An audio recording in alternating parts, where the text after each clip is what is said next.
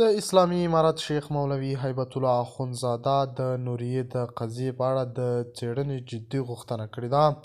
د طالبانو امیر المؤمنین شیخ مولوي هیبت الله اخندزاده ویلي دي دغه معصومه نجلۍ چا احضار کړې او چاته انټرویو اخیستې وه او بیا یې په سوشل میډیا څنګه خپره کړې ده.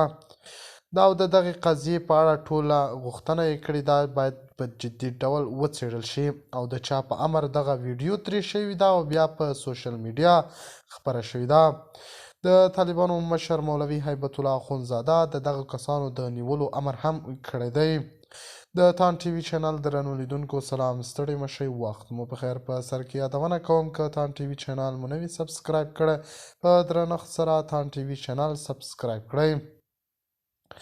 د طالبانو امیر المؤمنین شیخ مولوي هیبت الله اخندزاده ویلي دي د ویډیو او عکس اخیستل حرام دي او هیڅوک باید ویډیو او عکس وانخلي او په سوشل میډیا یې خپاره نه کړي، هغه که نارینه وي او که ښځینه.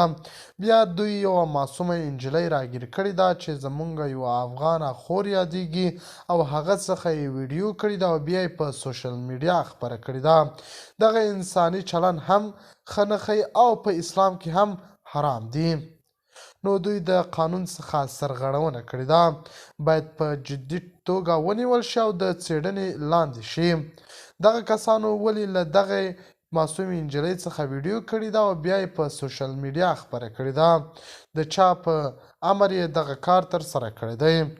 د طالبانو امیر المؤمنین شیخ مولوي هیبت الله اخندزاده یو پیغام کې خپل ویلي دي چې نور ویډیو کول او عکس اخیستل منع دي او په اسلام کې هم دغه کار حرام دی، که هغه مجاهد وي او که عام کس وي. له ټولو مې غوښتنه دا ده چې نور ویډیو او عکس وانخلي. دغه ویډیو کول او عکس اخیستل حرام دي.